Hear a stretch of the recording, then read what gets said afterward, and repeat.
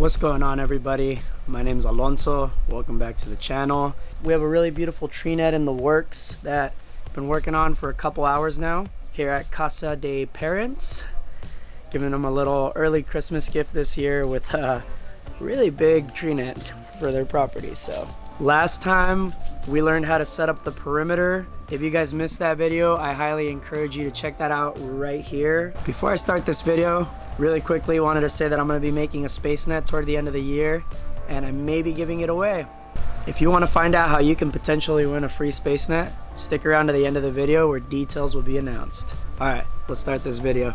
Today, we're going to be continuing that tree net creation, and today I'm going to talk a little bit about the skeleton. Now, what I like to call the skeleton, you'll notice I've already done some weaving here.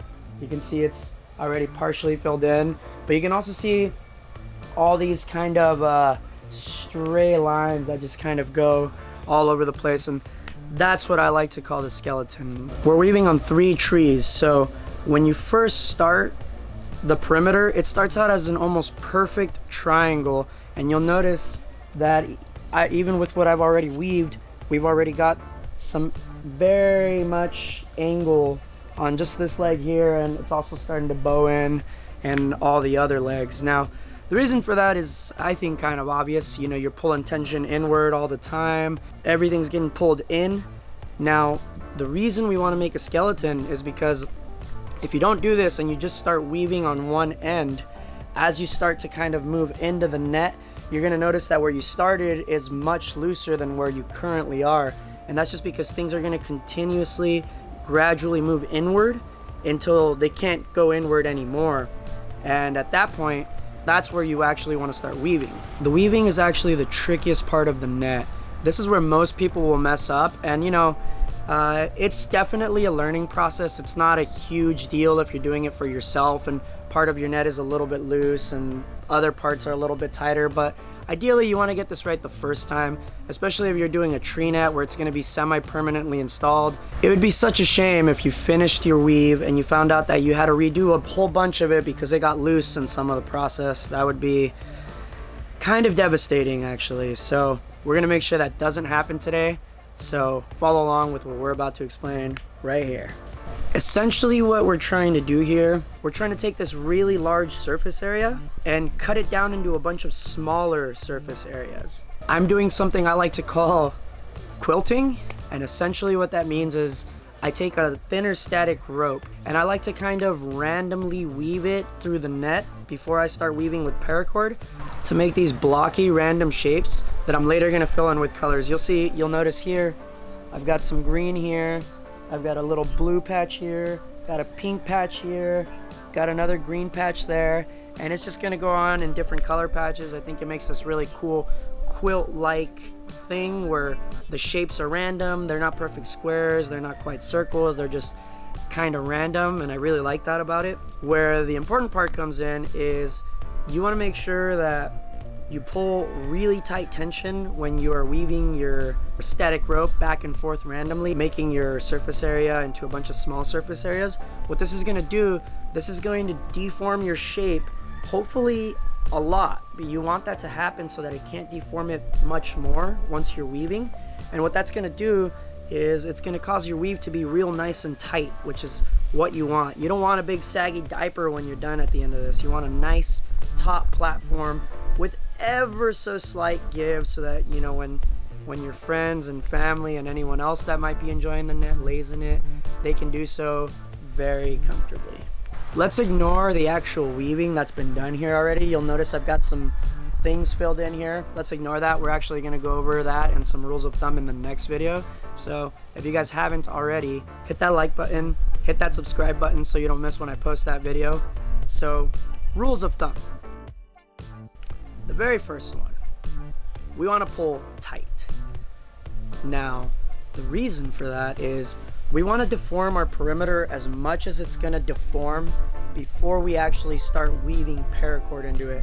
And what this is going to allow, it's going to allow for you to get a really nice tight weave throughout the entire net much easier, because if you just start weaving, you're going to deform it anyway, and as you move on to other areas, you'll find that what you initially weaved is going to start to get loose and unfavorable, and you know, it's gonna feel like a diaper, and we just don't want that. So make sure you're pulling really tight with this skeleton weave you're doing. Make sure you're really cranking it, because even then you're gonna notice that as you start to weave a little bit, your skeleton weave will still even get a little bit looser than when you started, and that just really shows how much the perimeter will deform over time. So make sure you're pulling tight, getting that perimeter shrunk a little bit. And if you did a good job on the perimeter, and again, I'll put that video up here or down in the description, you shouldn't be losing too much of your surface area, because your perimeter should be cranked tight in the first place. But with really long legs like we have here, there's not much you can do. You're gonna get some deformation, and it's best to try to keep your weave as tight as possible for that. So the second thing you'll want to do is create a smaller mesh. And I know that's a little bit confusing to think about, but we have a very large surface area here, and it starts out very open. It starts with nothing and weaved in here. Me personally, I like to keep my shapes to a maximum of about 3 by 3 feet or 9 square feet. Here you can see mine are actually a lot smaller than that. I stuck to something closer to 2 by 2. So that way when I started weaving in all my shapes, I could get a lot of different colors in the weave. Now that's not to say that that matters at all, but that's just my process. That's how I like to do it. And as I've said, I already started weaving, and you'll notice that some of my shapes are already becoming loose. And this is okay. We can tighten these up later when we come back to them, make sure that they're doing well. It's just important to try to keep everything tight all the time, so that when you're done and you have a finished product, it's all the same tension and feels really good under your back or your feet or whatever you're gonna be doing on it. Now the last thing we wanna do, we wanna use something static.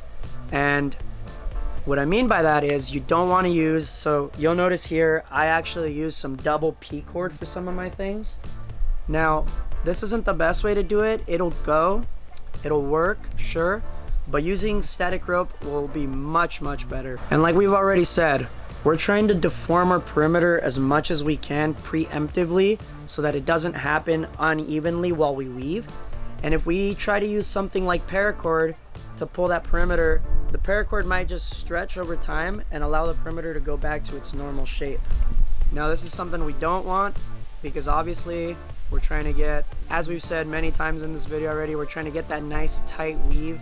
So that's my third rule of thumb for the skeleton. Use something static. I'm using 7mm static rope here. It doesn't have to be as thick as the rope you use on the perimeter, though it can be. That's not against the rules. Just make sure you're using something static. If you can afford it, something Dyneema based might even be a really good option for this, because that's got really low stretch. Another reason you want to use something static, because this is such a big surface area here that we're working with. If you used only paracord throughout this entire space, you'll notice that because paracord has such a high stretch, in fact, it stretches about 30%, and it makes sense if you think about it. It's P cord used for parachutes, you know, you want that real soft catch, so those fibers have to stretch to be able to give you that. Now what's going to happen if you only use paracord and don't weave any static rope into the mix, when you hop into the middle of this net after it's finished, you're just going to sink, because all that stretch is really just going to give at that point, and you're not going to be able to do anything about it afterward. You're just going to be diapered in the middle of your net. And while that's not the worst thing in the world, it doesn't look pretty. If you try to get multiple people on the net, they're all going to roll into the middle, down to the bottom of it, and it's best to try to avoid that. And you guessed it, the one way you can avoid that is to use some static rope. Now what's going to happen here is, as you start weaving all your little squares, you're going to have all this static rope that kind of isolates that paracord stretch, if you will. So because you've got static rope put all over the net, it's not going to allow it to sink as much, because the static rope will hold that paracord up. So static rope for the win, guys. That's rule number 3, and that is really the last one. Those are the 3 rules of thumb I have for you when you're creating the skeleton inside your brand new Treenet. Congratulations, you now have the next step in creating your beautiful Treenet. Remember to have fun with this process. Try not to stress too much about it. After all, you are creating art and it should be an enjoyable process. Now before I go, I want to give a huge shout out to all my patrons on the screen here. Now guys, I appreciate y'all very much. You guys are the best and I am really thankful for your support. Remember guys, all donations received through Patreon go right back into the channel to make this better. We got a lens for this camera recently, and I'm trying to get some lavalier mics next so that we can have some more crystal clear sound quality in these videos. So if you want to donate to the channel, consider becoming a Patreon at this link here. I'll also put that down in the description. And now for that SpaceNet giveaway, guys. Here we go. If this video hits 1,000 likes by the time I post my next video, which will be in 2 weeks, I'll give away a 10 by 10 by 10 SpaceNet to one lucky subscriber on this channel. All you have to do is smash that like button and share this video with your friends so we can hit that 1,000 like criteria. So that's it guys, free SpaceNet, hit the like button, don't forget to subscribe.